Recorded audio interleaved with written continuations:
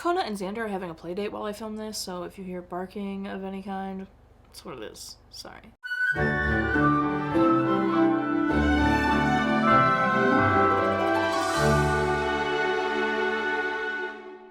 Welcome back to Every Disney Movie Ever. My name is Jess and I'm watching Every Disney Movie Ever. Today I'm going to talk about Man of the House. Man of the House is a 1995 theatrical release. It's directed by James Orr, cinematography by Jamie Anderson, editing by Harry Keramidas, music by Mark Mancina, and it's written by James Orr and Jim Cruikshank.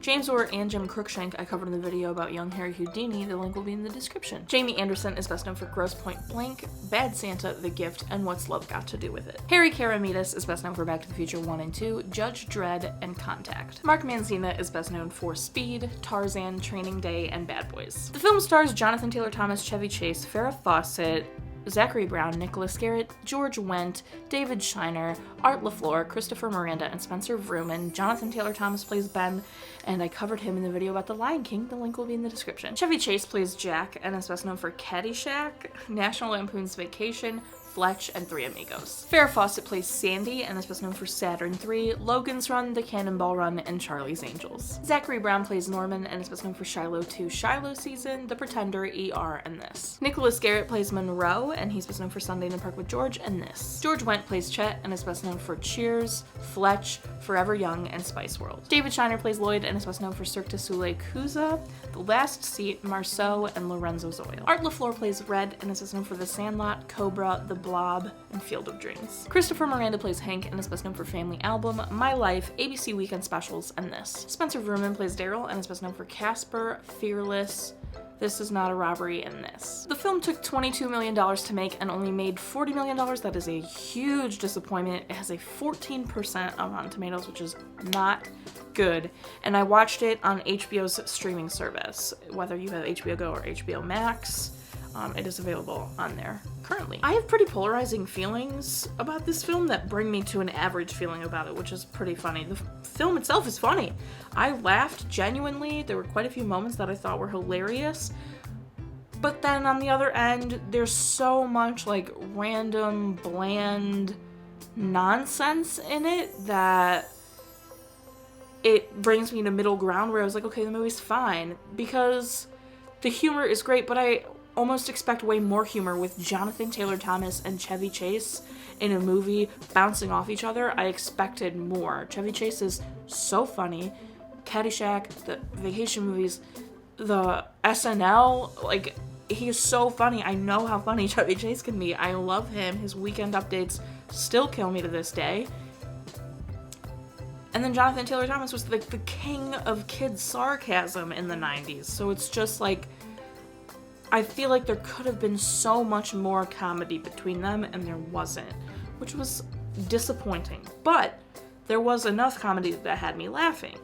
On the other end, there was so much dialogue, and then a lot of scenes just go on for no reason, especially in the first half of the film. The first half of the film, there were multiple scenes where I was like, why are we still here? I don't, like, let's go, let's move. And I feel like it was just like filler and fluff. And then on top of all of that, you think the main plot is really like, I mean, it is the main plot that Jack and Ben have to learn to like bond and love each other because they both love Sandy and they want to, like, you know, make her happy but also want a relationship between them, which is great. But then there's this whole like weird plot about a convict's son wanting to murder Jack.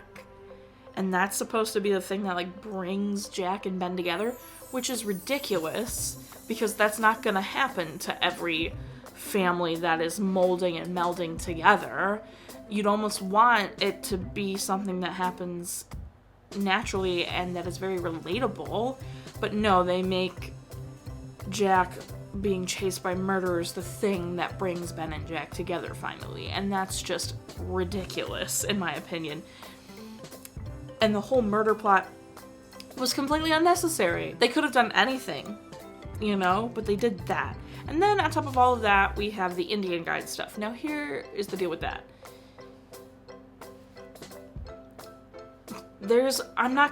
I've talked about this stuff endlessly, and it's not a huge problem in this film because they address the political correctness issue.